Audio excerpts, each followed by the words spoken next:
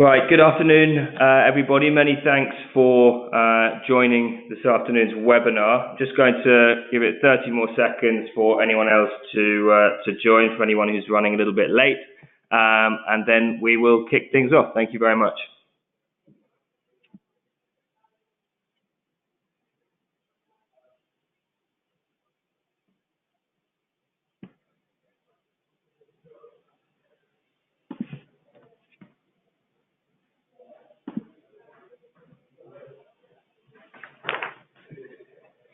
Great. So thank you everyone for joining this afternoon's webinar, Optimizing Supply Chain Data, with Ardea International, UN Global Compact and Greenstone. So we have about 45 minutes for the webinar today, and we will be addressing different aspects of supply chains, from the roles and responsibilities of businesses, the drivers for responsible supplier engagement, through to the utilization of the supplier data itself. I think we're all aware that supply chains represent an enormous potential impact for companies, be it from the sheer level of finance being transferred, local working conditions, or GHG emissions. But governments and companies alike, I think, are beginning to recognize that the supply chain represents not only an area of risk for companies, but also an enormous opportunity for positive impact. I'm delighted to welcome today both Steve Kenzie and Colleen Theron to the webinar, who can provide two very different perspectives on the supply chain challenge. First, we will hear from Steve about the roles and responsibilities that businesses have to engender a more positive supply chain, and of course how UNGC is helping to accelerate that change. We'll then hear from Colleen about the challenges that are facing businesses. Colleen has a tremendous knowledge on the regulation that businesses need to satisfy and how companies are going about doing this. So please do feel free to quiz her. Right, so I'm going to pass you over to Steve very shortly, and Steve very kindly has stepped into the breach on behalf of a colleague who's not feeling too well today, so he does have to shoot off after his piece. Yeah, thank you very much, Steve, for doing that. Thanks, Giles. Yeah, happy to be here, and hopefully I'll rise to the challenge and give you as good as Banafsha would have done. Okay, let me get the technology working. There it is. Okay, so first I'm going to just very quickly give you an introduction into UN Global Compact, launched in 2000 by Kofi Annan, with his proposal that business leaders and the UN initiate a global compact of shared values and principles to give a human face to the global market. We started with 40 companies back in 2000. Now we're approaching 10,000 companies and another 4,000 non-business participants. It's a multi-stakeholder platform for learning, knowledge sharing, and collective action. Our non-business participants include NGOs, business associations, academia, and cities, really, you name it, any organization with an interest in promoting corporate sustainability. At the core of the UN Global Compact, the slide's not moving for me. Oh, there it goes. Okay, at the core of the Global Compact, we have 10 universal principles. Universal because they're all derived from UN treaties, areas of human rights, labor standards, environment, and anti-corruption. To join the Global Compact, we ask the organization's CEO to commit to respecting and promoting 10 principles throughout their business operations. We ask for a commitment to support the wider UN development agenda, currently best defined as the Sustainable Development Goals. And then finally, we enforce an annual reporting requirement known as our communication on progress.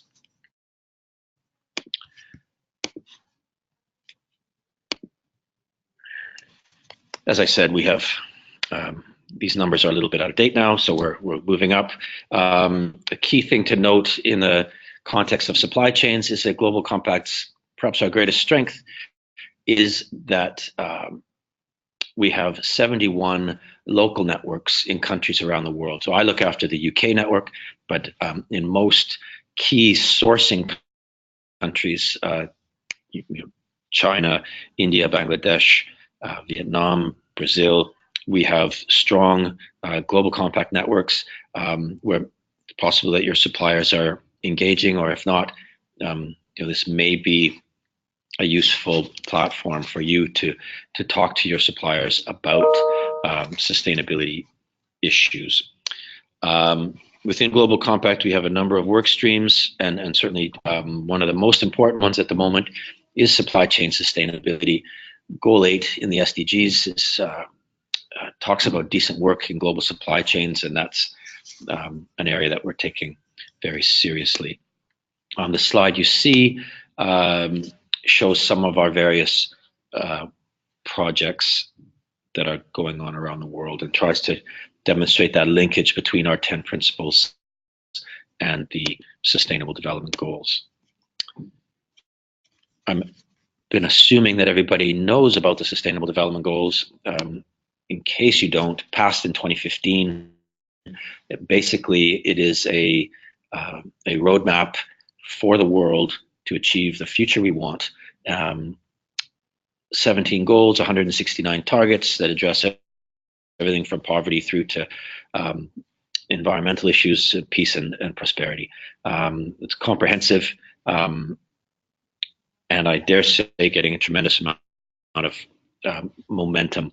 I thought it'd be a while before I saw it, but yesterday there was, if you saw the FT, there was a sustainable finance supplement, and there was a half page dedicated to just showing this SDGs graphic. So it was quite an exciting thing to see. So through their supply chains, so these are goals that governments signed up to, of course, but through supply chains, companies have a tremendous scope to impact on the goals. Goal 5, gender equality, by including aspects of gender equality in supplier codes of conduct, and by sourcing from women-owned businesses, companies can support the achievement of 5. By preventing pollution or depletion of water supply, can help ensure access, availability, and as stated in Goal 6. Large companies have an opportunity to create more inclusive supply chains, tapping into new markets as a result. By investing in their suppliers, companies are supporting government efforts to create secure and peaceful environments by creating jobs, providing capital, and enhancing development efforts. So through all of that fairly normal economic activity, but perhaps happening in new places, companies can support Goal 8 to promote sustained, inclusive, and sustainable economic growth, and so on. I think it's easy to see how any one of these goals can be affected by companies operating responsibly through their supply chains, which leads us now to getting to the theme of our webinar today, which is the slides. There it goes. Nope. It's business and human rights. And of course, the foundation for work on business and human rights is the UN Guiding Principles on Business and Human Rights. It all started with a fairly lengthy process led by John Ruggie, his Protect, Respect, and Remedy framework, which led through in 2011 to the adoption of the Guiding Principles by the Human Rights Council. It's a framework that states businesses have a responsibility in the context of the countries where they operate to respect human rights through their own business activities and through their relationships with third parties. To meet this responsibility, the framework notes that the private sector has a responsibility to address human rights impacts in their value chain. And of course, there's an expectation that companies be able to demonstrate that they are in fact doing this. And of course, this links to some of the expectations in the Modern Slavery Act as well, where there's a key element is about due diligence. And the only way you can know that you're free of human rights abuse in your supply chain is to go and look and ensure that you've done due diligence. Together with BSR, UNGC produced in 2010 a Supply Chain Sustainability, a practical guide for continuous improvement. It's a useful tool that all companies can help in a fairly typical management process to commit, assess, define, implement, measure, and communicate, and then repeat. I trust we'll be sharing the slides afterwards, so I don't need to take a lot of time going through that in greater detail. Yeah, absolutely. So what do businesses need to do to create a more responsible supply chain? Well, tensions between commercial interests that guide most buying decisions will contribute or can contribute to human rights impacts. Late changes to design of a product or the volume of an order or delivery date is going to have a knock-on effect potentially on the rights of the workers charged with doing that. So it's important to embed the responsibility to respect human rights into the procurement team with the people that are actually at the coalface placing the orders, so that they're conscious of the implications of what they're asking of companies. Secondly, to focus on the most pressing issues to get internal and external buy-in for a collaborative approach, so to mapping your supply chain and looking beyond your direct operations, again, to have a proper understanding of where your impacts lie. Applying So carrying out due diligence with a human rights lens. People tend to be more familiar with perhaps environmental impact assessments, but it's really critical for modern responsible companies to also be looking at a human rights impact assessment. You need to engage with your suppliers in a meaningful way. They will know best, their own operations, and where you can get that transparency and collaboration going is where you'll have proper impacts. Again, impact assessments is the best way to track and measure performance. Companies will have varying degrees of leverage within their supply chain, and where you find your leverage may be lacking, this will be a time to seek to collaborate with other with peers and other companies in your sector to get that critical mass that you need. And lastly, of course, to support, there needs to be supplier level grievance mechanisms, and you need to ensure that your suppliers' employees have recourse to remedy in the event that you are caught up in a human rights problem. All right, overshot. Okay, here's some more resources that I won't walk through in detail because, again, you're going to get the slides. A guide to traceability, a resource on fighting corruption in your supply chain, and a quick self-assessment tool, all stuff that can, I think, be really useful, and particularly the supporting SME suppliers guidance. So there are links provided, and all of these tools are free. Compact website, and we'll go, there's one more, there it is. So again, some more I think some more useful resources for respecting human rights through your supply chain. There we go. Thanks very much. I hope that was helpful. I think I can stick around, for probably 15 minutes more. So I'll be here, although okay. I don't think we have questions just now. Thanks, Charles. Brilliant. Okay, thanks very much indeed, Steve. That was great, and definitely covered some aspects that. Oh, sorry. I'm just trying to unmute you there. Definitely covered some aspects of the UN Global Compact that we hadn't, that I don't see every day. And I think what's really useful is getting a little more insight into the resources that are available, and particularly the practical guide and the company examples that are available of what other people are doing on there. We did have one question that came up, Stephen. I know we were talking about it just beforehand around the issue of compliance and management systems, and you had some thoughts on whether management systems actually drove further compliance in organisations and with legislation.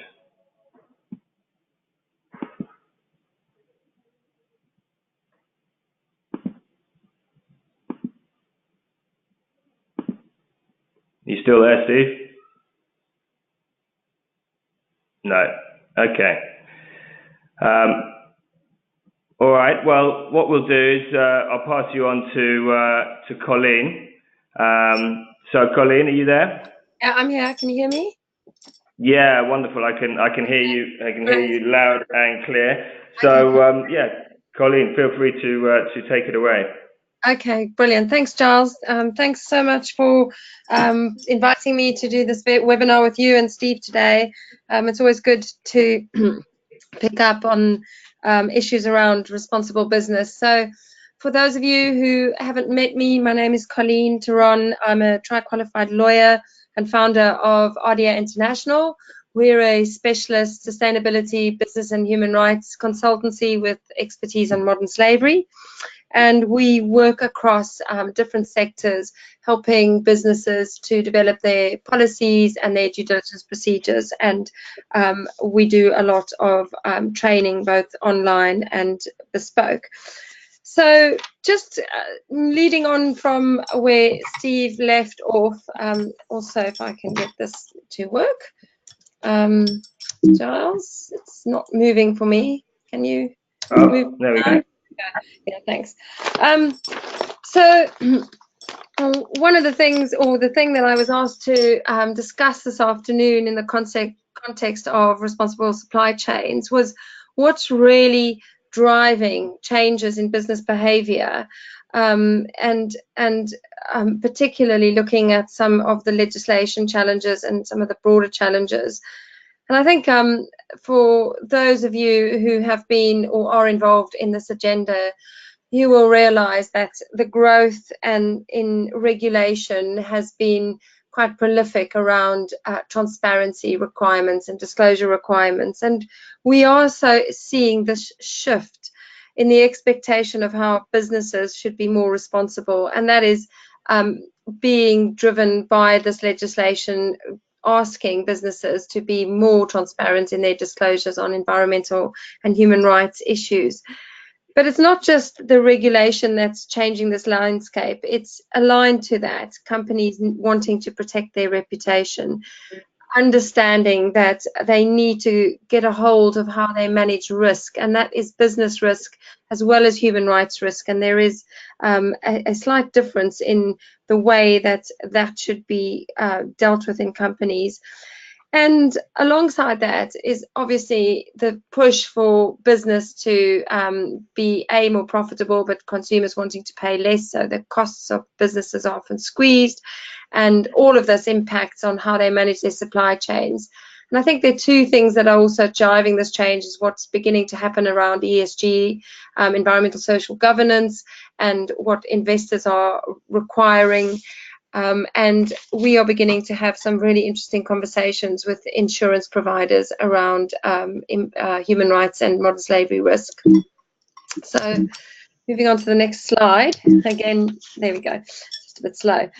So in the context of actual compliance as one of the drivers and one of the issues, I was asked earlier this year to help IEMA update a practice guide that they had brought out about 10 or actually might even been 15 years ago.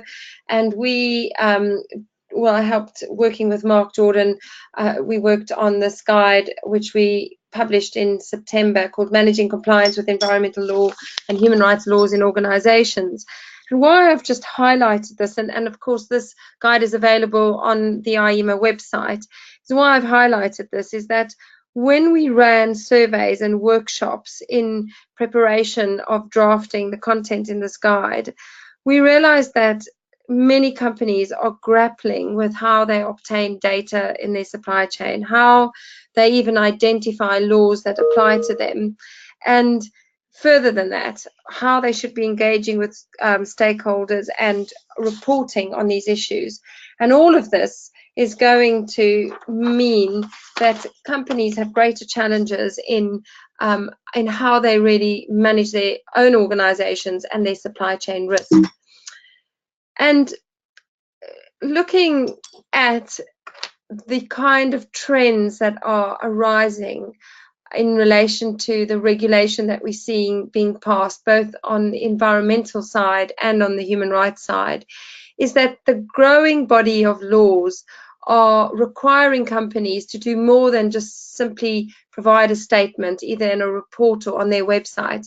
They are wanting to see whether companies have proper due diligence systems in place, and by that they are asking companies to reference the frameworks that they are using to demonstrate that they know what their human rights challenges or their environmental challenges are, and that they are doing something about it.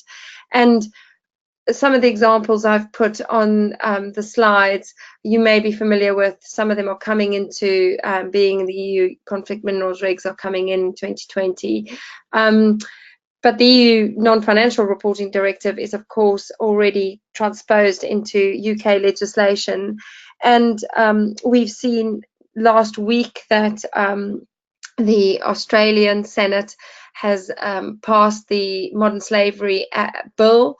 So companies in Australia will be bound to make disclosures around what they are reporting on, and a very significant difference between their regulation and what exists in the UK Modern Slavery Act is that the reporting requirements within the legislation in Australia are actually mandatory. They are not like they are in the UK Act, simply there for guidance. So we see this change, and 2 weeks ago, I was asked to give evidence into the independent inquiry of the Modern Slavery Act by the Home Office. And what I found really interesting there was that the people sitting in that room were all of the mindset that, notwithstanding what might happen around penalties, there was a need to mandate human rights due diligence. And of course, looking at this trend in the growth in reporting, we should also not forget the impact that climate change has had, and how it's emerged in recent years as one of the most critical topics at almost all levels of decision making at both the private and public realms. And companies are seeing the threats and the opportunities posed by climate change risk. And of course, regulation is reflecting this. And I guess in the context of supply chain management, I think one of the challenges to all business is going to be how they integrate both their environmental or climate change related risks with their human rights risks. And I think that that's at a very immature phase. And I would hope that in the next 5 years, what we see is a much bigger growth in companies actually addressing these issues simultaneously. So I've already mentioned that we're seeing a growth in legislation. And I think what we also have to keep in mind when we talk about responsible supply chains, and this is very much related to the UN Global Compact's work and Greenstone's work too, about ensuring that labor conditions of modern slavery and supply chains is being addressed. And that I think that interest both from investors and consumers and actually increasingly by businesses who want to do the right thing is going to be another driver for needing proper data and understanding the supply chains that companies work in. Now, I did want to just pick up how organizations are responding, and this is just actually a slide that I think in some ways takes a snapshot of where companies are in response to the Modern Slavery Act in the UK. And actually, if one looks at those 4 boxes as a whole, none of them encompass best practice or going beyond just the basis of compliance, which is a real challenge, I think, for the next year or 2 years in maturing how businesses are managing the to address modern slavery or labour issues in their supply chains. And perhaps just one thing to say about the unaware, unable, and unwilling is that I've been surprised at how many organisations are just still unaware of what the requirements are around the Modern Slavery Act reporting, and I suspect that that is mirrored in what they are reporting in their strategic reports under the Companies Act and other similar legislation. Unable, what we see there is very often very committed, ethical and sustainability managers who really want to drive change but who are unable to because they're not supported by the leadership or by resources being put into this agenda. And then of course we have the unwilling, which sadly I think there is a really big lump of organizations that are in that place and simply just don't want to do anything to address these issues. Now, supply chain risk management is critical on a global scale.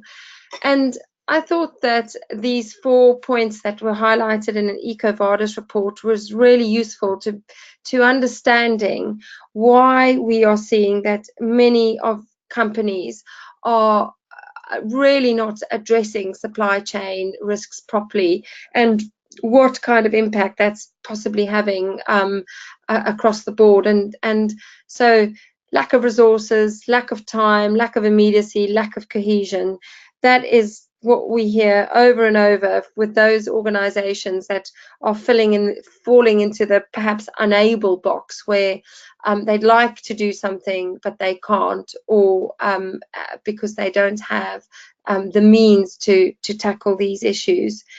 And I think just one other point to raise around supply chain risk is that it's quite surprising, and the EcoVadis report pulled this out as well, is that how many companies at C-suite level do not take cumulative issues or cumulative problems into account when looking at the level of risk. And what I mean by this is that it might be that there are smaller incidents happening regularly in the supply chain around non-compliance, either in environment or labor issues. And you know, whether that then manifests itself in fines, or whether it manifests itself in grievances or stoppages, work stoppages. And what they're doing is they're not looking at this as a cumulative issue, so they're then not taking it seriously. And that's perhaps something that needs more attention, and again would need companies to work more closely on and not in a siloed effect, to look at how they can manage the smaller incidents, which actually, if they all sort of pack together, would highlight something as a key risk to the chief executives. So really just on my final slide, how do we move forward? And I was interested to listen. Steve and I were both at the UN Forum for Business and Human Rights in Geneva earlier last week. And one of the comments that was made by the supply chain or the sustainability manager at Walmart was that partnership is the new leadership. And I think that that's a really significant point to have made. I haven't got it on the slide, but I think that one really needs to think in getting to understand what your risks are internally and on your supply chain, and then how you're going to address those risks, who it is that you can collaborate with, how can you partner, how can you develop something that can give an integrated approach. And actually, that's one of the reasons why Greenstone and Ardea are partnering in our work together, is because we feel that our expertise jointly can offer something to clients to really help them address some of these issues. I think it goes without saying is that understanding how to evaluate your legal compliance is really critical. And I have noticed that many companies are kind of jumping to best practice without actually even understanding what the legal requirements are, particularly in countries where the domestic legislation might be different to the legislation in the UK. Appointing a champion, I've always said, is something that's really key, and particularly somebody at board level, because that will then give impetus to any programs that are developed. And alongside that, ensuring that resources are allocated properly. And finally, to invest in programs without necessarily developing key performance indicators as a means to monitor and to progress effectiveness is just pointless. So I would recommend that at the start of anything, one would think really closely about what it is that you want to achieve in the long run. And I think that's my time up, Giles. So I'll hand over to you. Wonderful. Thank you very much indeed, Colleen. That was a really useful run through of the different challenges. I mean, I should say, if anyone's got any questions for any of the panelists, please put them in the question box in your control panel, and we can address them at the end. And I have one. I mean, Colleen, just before I then start on looking at the data piece itself and how we can maximize that. I mean, you mentioned a number of different legislations, particularly kind of around modern slavery. I think it was in Australia and over in Europe and the US. Do you think we're going about this the right way? Are there too many pieces of legislation and too many overlapping pieces of legislation that maybe do similar things in a slightly different way, and it's just actually counterproductive, or yeah, we got it just right? No, and I think it's a shame that Steve's possibly left us, because I would have liked to have had his input on this. But I do think that an enormous challenge now for organisations is how they manage their disclosure on many different levels. Certainly, it is a challenge. I've recently done a piece of work for an organisation where we've been looking at the different requirements of these laws across Europe and in Australia. And it is really key that they understand what the thresholds are and what the penalties are, so that they can get things right.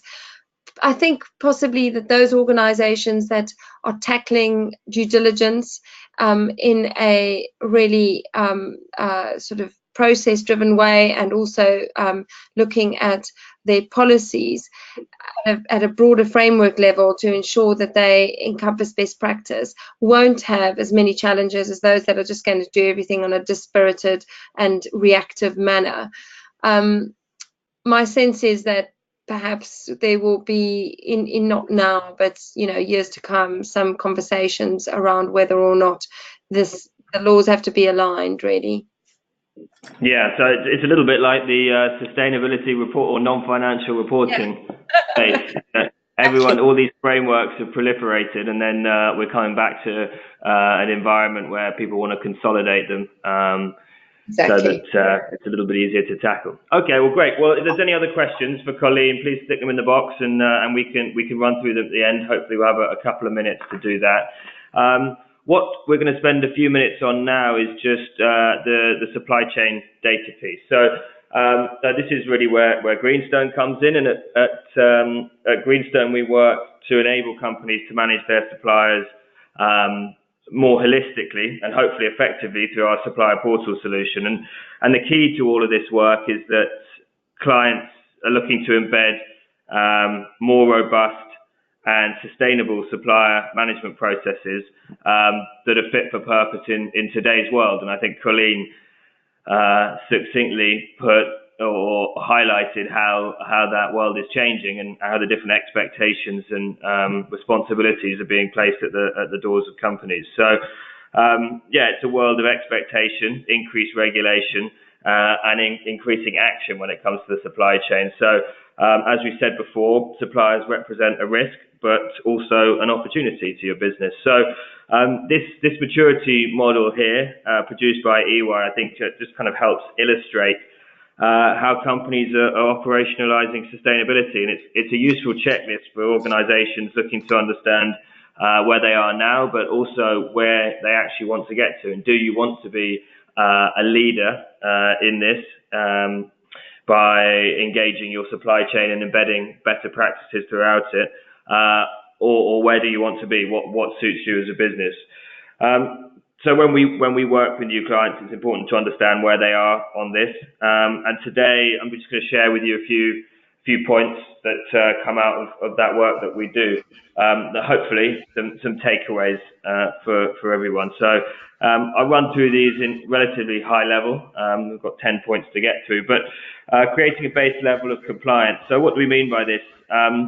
Even a company that engages with suppliers on the topic of sustainability or human rights may not be achieving a high level of coverage across their supply base, for example. Let me put Colin on.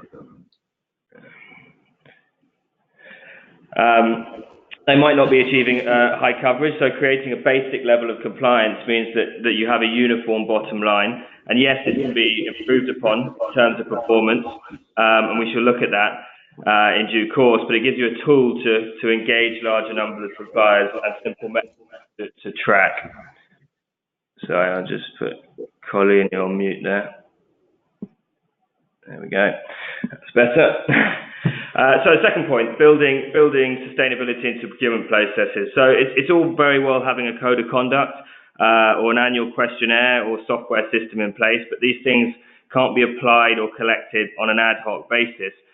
In order to successfully operationalize sustainability, it has to become part of business as usual. So this means it has to be part of the procurement process from the tender phase to the point of contracting and then throughout the contract period.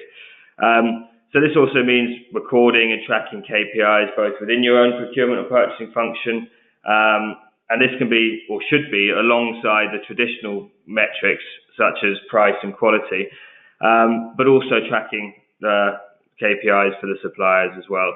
And these KPIs or compliance metrics could be driven by the legislation or by the SDGs that Steve spoke about earlier. So engaging your own organisation, often overlooked. We get we focus on the suppliers themselves, but this is absolutely vital.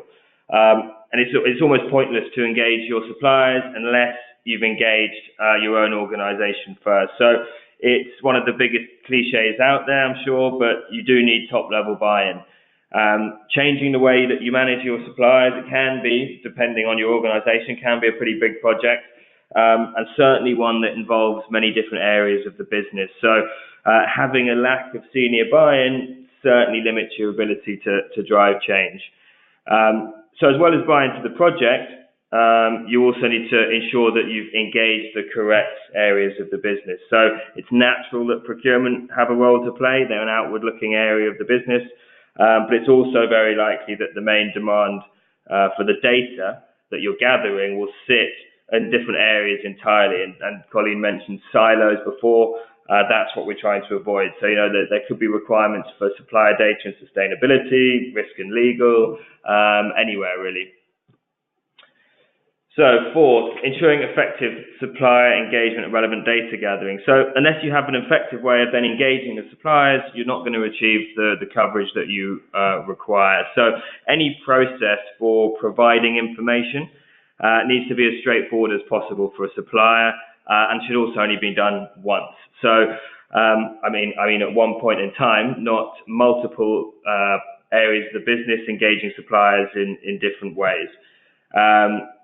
And similarly, so an extension of that, the information needs to remain up to date. So insurance documents will need to be reviewed, certification will need to be updated, and often the best way to do this at scale is through automation. You don't need to be or want to be chasing suppliers on key compliance documentation. And then the other point just around relevant questions is relatively straightforward, but the more targeted you can be with your requirements when gathering supplier data, the more simple the process is for the supplier to respond. So you don't want suppliers having to provide you with a whole set of information that is not relevant to them, to their geography, to their service category, and so on. So step 5, review supply information. So this may seem kind of crazy, but it's really easy to focus so much on the data gathering piece, both on actual content that you're using and then how to engage the suppliers, that you don't get around to using the information. So, this is really one of the key reasons why we implement the supplier portal solution, or people implement other software solutions, is that you need to access that data. And suppliers can, supplier bases can go from the low hundreds up into the very, very high thousands. And if you're looking at that kind of scale, you need analytical tools to be able to make decisions and get sense out of the data. So don't forget to review the information. So building sustainable supplier relationships, number 6. This is really the result of a number of the things we've just addressed or been through already, but greater engagement, greater visibility across your supply base should hopefully enable you to identify longer term opportunities. So as a first step, a simple thing that's often underappreciated is re-engaging the suppliers. The worst thing for a supplier is to go through the trouble of providing information and documentation, then not receiving any notice that they have submitted something successfully or thanks for doing it. But an extension of that, how did they do in their submission? How can they improve? So if suppliers have this information, if they have this feedback, they feel engaged in the process, you're building hopefully a longer term relationship, and perhaps there's very real incentives for them to improve, and then hopefully you start to recognize longer term opportunities. Now, the number 7, the dirty word, audit. This means something very different for different organizations. So it's what it means for you, but at some level, a deeper review provides another layer of rigor to the supplier management process. So whether it's an actual audit with third parties or internal supplier review process, it gives another level of rigor, as I said, and it can be done in a targeted and manageable manner, whether that's based on spend or high risk, and obviously there are different ways of determining risk and different methodologies for that. It could be done by geography, service category. All of those things can feed into that risk matrix. We do it in a number of ways through Supplier Portal. We have automated audits, so a very easy way for people to review supplier data. It's an audit database, so any offline processes or review processes are consolidated in one database and linked to all those suppliers. And then the most comprehensive is if you do have programs in place, third-party audit programs, you can run those, integrate them with the system. So number 8, look up as well as down. We've been focusing all of this webinar on the suppliers, but just remember there are other stakeholders as well. How can the work you're doing on your supply chain, how can you leverage it and improve other areas of the business? You've got clients, customers, maybe investors. What reporting requirements and outputs can you give them? How can you improve your bottom line as a result of this? It's not worth losing sight of that. Colleen mentioned this, number 8, number 9, breaking down silos, a single integrated approach. This goes at a process level, but at a system level as well. We look at bringing in all supplier data into one place, third-party data, integrating systems, consolidating processes. It just simply sits across all aspects of the business, tackling the supply chain. And where you can bring that together is always going to be of benefit. Great. So that's it really. Keep it simple and hopefully see the results. If the process seems too complex, it probably is and not working for anyone. If it seems like you're creating more work for yourself, then you probably are. And that's probably not worth it. If you can't access and review the data, then it's not worth having. If you're not getting any utility out of that data, then somewhere throughout those 10 or 9 steps we've been looking at, something is missing. Great. So that's just a little bit from us, hopefully a bit of a practical insight. If you've got any questions on tools or how you should be gathering data more effectively, please shout. So we've actually had our 45 minutes, so you don't have to stick around. But Colleen, I'll just check on the questions. Are you still there? Yeah, I'm still here. And Wonderful. yeah, have you had any questions come through? I'm just looking in the box here. We've got a couple actually. One, I think they're all for you. The investor requirements. So, yeah, is there any consistency? So I think this is where you mentioned right at the beginning of your slides there, Colleen, on the different drivers and expectations being placed on organisations and what investors are requesting. Is there any consistency across this data is the question. And I guess I had a question around that as well. You mentioned the conversations you're having with insurers. How's that related? So firstly, on the investor side, I mean, and you'll know this, Giles, is that one of the most frustrating things, I think, across the board, not just for investors, has been how you compare data around, I was thinking particularly around environmental issues. And there isn't, entire consistency. But what is interesting is that the stock exchanges are beginning to give quite a lot of guidance on these issues, and there is more discussion. So I would have thought that in time there is going to be a lot more sort of streamlining of what is required on that side. And actually, if anyone in the audience wants to comment back to me, that would be fabulous for what prompted that question.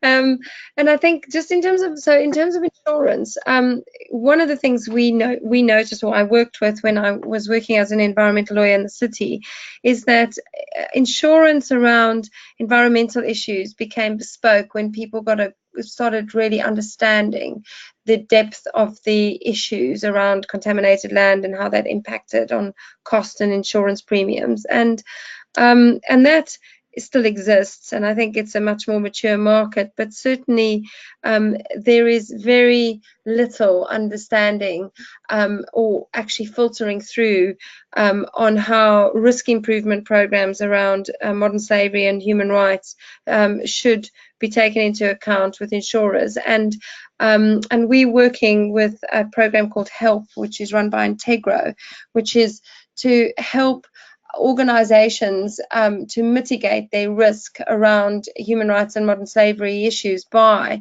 using portion of their premiums that are paid into the brokers to be able to enable those programs. And that's really exciting. That to me is something that will maybe address some of the resource issues that we're seeing around this, around human rights issues. Okay. We've got one more question here, and it just says mandate human rights due diligence ? I think you mention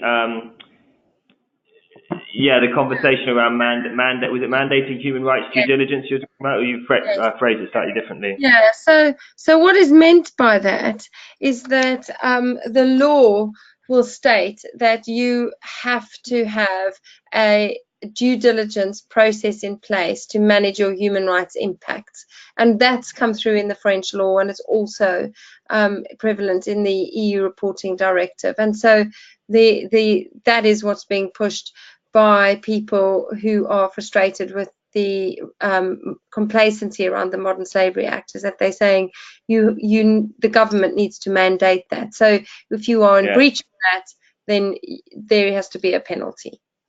And how do you mandate that due diligence? I mean, supplier due diligence and simple compliance issues, I can see how you could mandate that and track that. Is there any guidance on what human rights due diligence means? Because, I mean, human rights is a tricky one to...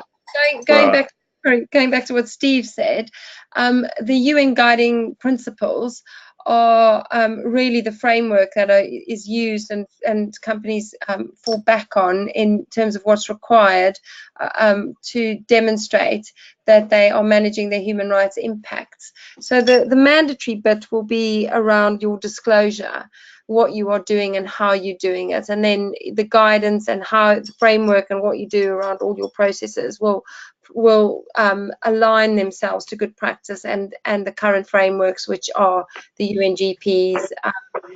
Yeah. Okay. I'm not going to push you any further on that, Colleen. I think at this stage, I just thank everyone for joining. Really, we've gone a little bit over, but hopefully that was really interesting for everyone. I'm sorry if anyone had any questions for Steve, and he's gone. But I enjoyed that insight into the Global Compact, and there's loads of resources there, and they're helping bring as much of this in one place and a real focus on supply chain in recent years. Colleen, thanks very much as ever for joining, an expert in your field, and I look forward to the next webinar, and thanks everyone for listening in. So have a good rest of your day. Have a good day. Thanks so much. Okay, bye. Bye then. Bye.